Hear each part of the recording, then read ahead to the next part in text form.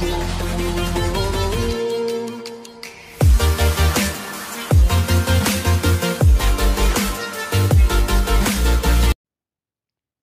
Students, welcome to Dev digital classes. आज हम लोग क्लास 12 का मैथ में चैप्टर 7 इंटीग्रल से डिफिनिट इंटीग्रल्स का मोस्ट इम्पॉर्टेंट क्वेश्चन को देखने वाले हैं। ठीक है, ध्यान में रखना है कि एग्ज़ाम पेपर में सेक्शन बी में डिफिनिट इंटीग्रल से 2 क्वेश्चन आएगा। ठीक है, और सेक्शन बी में प्रत्येक क्वेश्चन जो है 2-2 मार्क्स का है, तो डिफिनिट इंटीग्रल से हमें 4 मार्क्स जो है प्राप्त होगा। ठीक है, देखिए स्टूडेंट्स, हमने डिफिनिट इंटीग्रल से 10 इम्पोर्टेंट क्वेश्चन को इंक्लूड किया है, लेकिन इस पार्ट में हम लोग केवल 5 क्वेश्चन को देखेंगे और फिर नेक्स्ट पार्ट में 5 क्वेश्चन को और देखेंगे। ठीक है, आप यहाँ से क्वेश्चन को देख सकते हैं कि हमने 5 क्वेश्चन को इंक्लूड किया है। आप इसका स्क्रीनशॉट लेकर के खुद से सॉल्व कर सकते हैं, या फिर आगे हम लोग इसका सॉल्यूशन को समझेंगे। ठीक है, तो चलिए स्टूडेंट शुरू करते हैं। चलिए पहला क्वेश्चन देखते हैं। क्वेश्चन गिवन है √(x)dx और लिमिट दे रखा है 4 to 9। ठीक है, तो सबसे पहले हम √(x) का इंटीग्रेशन करेंगे। तो √(x) है तो इसको हम लोग लिख सकते हैं x⁴1/2। अब x पे इंटीग्रेशन कैसे करते हैं, तो x पर जो भी पावर है उस पर 1 करेंगे। ठीक है, और जो भी आएगा उसी को फिर नीचे भी लिखेंगे। ठीक है, तो इस तरह से इंटीग्रेशन करने के बाद आता है x⁴3/2, x⁴3/2 और नीचे हो गया 3/2। लिमिट दे रखा है 4 to 9। इसके बाद ये जो 3/2 है इसको बाहर ले आएंगे तो 3/2 हो जाएगा 2/3। और फिर आगे बढ़ते हैं। उसके बाद जहाँ जहाँ x है वहाँ पर लिमिट बैठाएंगे, लेकिन ध्यान रखना है सबसे पहले अपर लिमिट बैठाएंगे, उसके बाद माइनस, उसके बाद फिर x के जगह में लोअर लिमिट बैठाएंगे। तो आप यहाँ से देख सकते हैं x के जगह में हमने रखा 9, फिर बीच में माइनस, फिर x के जगह में हमने रखा लोअर लिमिट यानी कि 4। ठीक है, अब देखिए कैसे सॉल्व किए हैं। 9 पर पावर 3/2 है, तब हम 9 को लिख सकते हैं 3 का स्क्वायर। ठीक है, और पावर में 3/2 है तो ये 2 से 2 कट गया। और ठीक इसी तरह से 4 को लिख सकते हैं 2 का स्क्वायर और पावर है 3/2, तो ये भी 2 भी पावर है और 3/2 भी पावर है, तो पावर मल्टीप्लाई करेंगे 2 से 2 कट जाएगा। तो इस तरह से प्राप्त होता है 2/3, बाहर में है 2/3 और 3 पर पावर 3 माइनस 2 पर पावर 3। ठीक है, आगे बढ़ते हैं। तब क्या होगा कि 2/3 है, 3 पर पावर 3 का मतलब 27, 2 पर पावर 3 8। अब यहाँ से सब्ट्रैक्ट करते हैं 27 - 8, तो यहाँ से आता है 19 और इस तरह से आंसर आता है 38/3। ठीक है, समझ गए होंगे। नेक्स्ट क्वेश्चन देखते हैं। चलिए नेक्स्ट क्वेश्चन है √6x + 4dx। ठीक है, और लिमिट दे रखा है 0 से 2। चलिए रूट का मतलब क्या जानते हैं कि ये जो स्क्वायर रूट है इसका मतलब हो गया 1/2। ठीक है, तो इसको लिख सकते हैं 6x + 4 पर पावर 1/2। ठीक है, और लिमिट है हमारा 0 से 2। ठीक है, आगे बढ़ते हैं। अब इंटीग्रेट करते हैं तो क्या होगा कि जो पावर है 1/2 उसमें 1 ऐड होगा और वही नीचे भी होगा। फिर क्या करेंगे कि 6x + 4 का डेरिवेटिव करेंगे, लेकिन और डेरिवेटिव करने पर क्या आएगा, 6x + 4 का डेरिवेटिव करेंगे तो 6x का 6 होगा, ये कांस्टेंट है 0 हो जाएगा। तब 0 क्या ये तो 0 हो गया।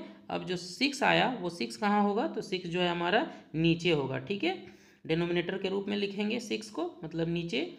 अच्छा, अब उसके बाद आगे बढ़ते हैं। क्या है, लिमिट हमारा दे रखा है 0 से 2। अब क्या हो गया, 1/2 में 1 को ऐड किए 3/2, नीचे 3/2 है, यहाँ भी हो गया 3 इसके बदले 3/2। अच्छा, और हमारा नीचे 6 है। अब क्या होगा, 2 से 2 3 जा 6 कट गया, तो इस तरह से हमारा नीचे आया 3 3 जा 9, 3 3 जा 9 नीचे है, इसलिए 1/9 को बाहर कर दिए। और यहाँ ब्रैकेट के अंदर क्या है, 6x + 4 पर पावर 3/2 और लिमिट दे रखा है 0 से 2। ठीक है, अब आगे बढ़ते हैं। क्या हो गया, अब लिमिट पुट करते हैं तो जहाँ जहाँ x है वहाँ वहाँ लिमिट पुट करेंगे, लेकिन ध्यान रखना है पहले अपर लिमिट फिर बाद में लोअर लिमिट। ठीक है, तब देखिए 6x है तो 6 × अपर लिमिट 2 है, देख सकते हैं यहाँ से, और पावर में 3/2। फिर बीच में क्या होता है, लोअर लिमिट बैठाने से पहले फिर बीच में माइनस, फिर 6 इंटू एक्स की जगह में क्या होगा, लोअर लिमिट 0 है तो 0 हो गया।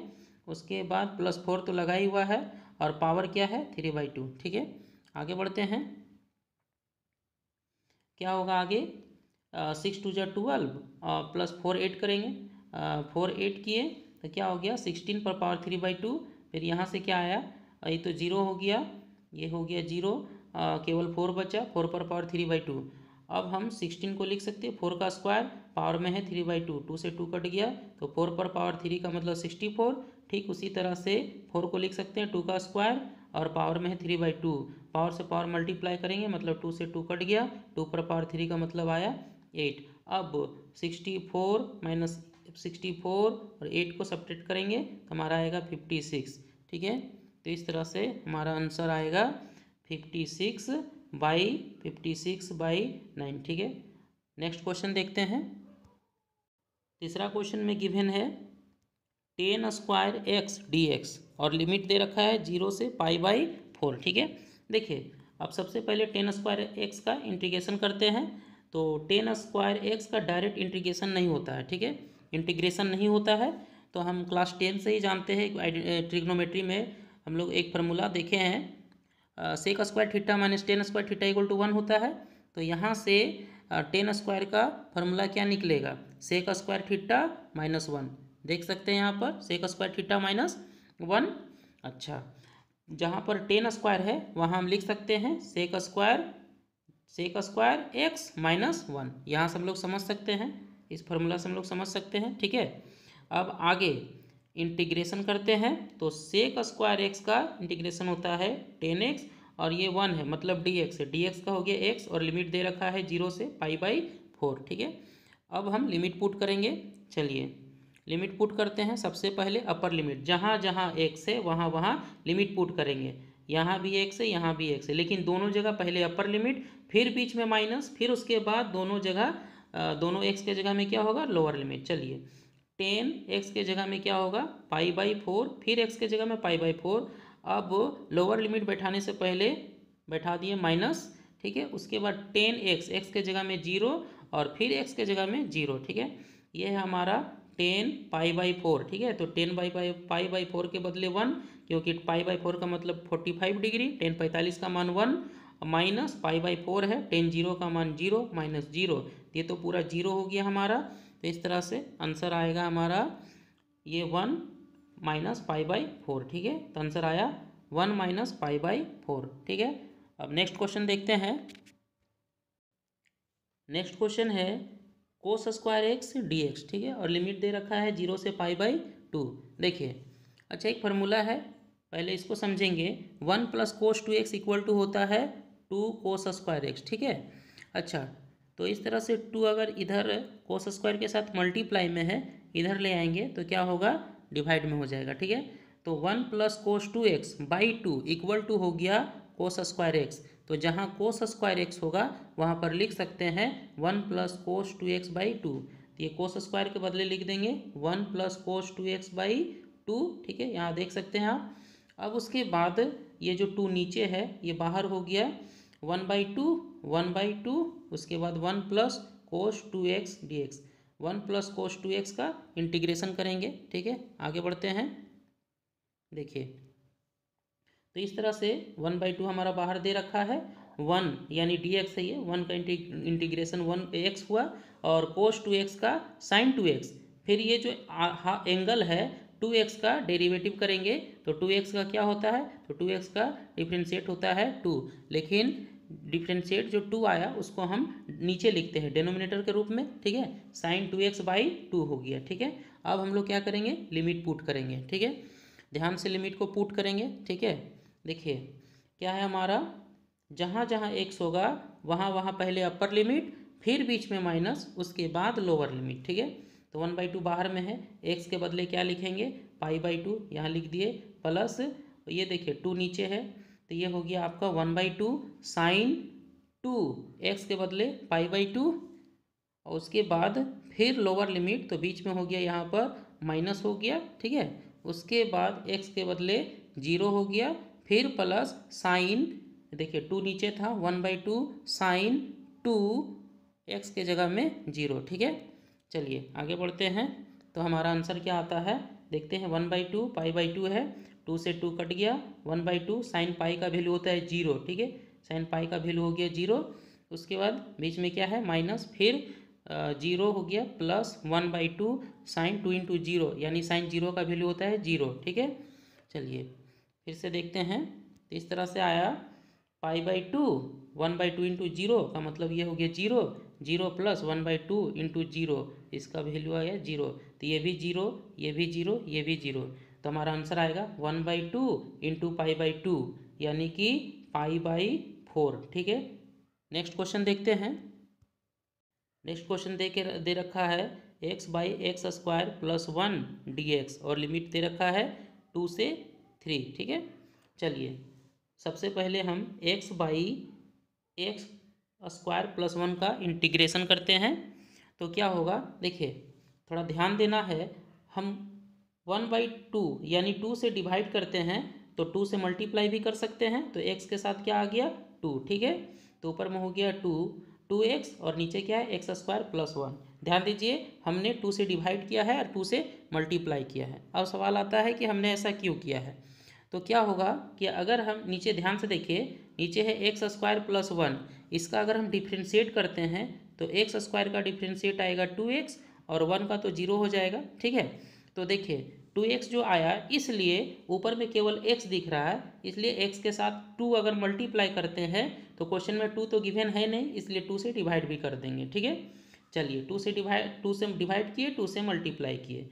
अब आगे क्या करेंगे, अब देखिए नीचे क्या है, नीचे है हमारा x² प्लस 1। तो x² प्लस 1 को t माना। अब डिफ्रेंशिएट करते हैं तो x² का डिफ्रेंशिएट हो गया 2x, 1 का हो गया 0, वो खत्म हो गया 2x और t जो है t का हुआ dt/dx। तो dx जो है हमारा इधर आ गया 2x के साथ, तो हो गया 2x dx equal to dt। अब जहाँ 2x देखिए, अब ऊपर में दिख रहा है, ऊपर में दिख रहा है 2x dx, तो उसके बदले लिख सकते हैं, देखिए यहाँ भी है 2x dx, तो उसके बदले लिख सकते हैं dt। और नीचे है हमारा x² प्लस 1, उसके बदले लिख सकते हैं t। तो इस तरह से होगा, इस तरह से होगा dt/t और लिमिट दे रखा है 2 से 3, ठीक है। चलिए आगे बढ़ते हैं। अब यह है हमारा dt/t, मतलब हो गया 1/t dt।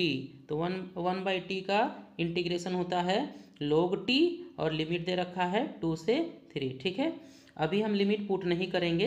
अब t के बदले फिर से हम क्या लिख सकते हैं, t को हमने क्या माना था x² प्लस 1, तब t के जगह हम लिखेंगे x² प्लस 1, लेकिन ध्यान में रखना है log मोड के अंदर x² प्लस 1, ठीक है।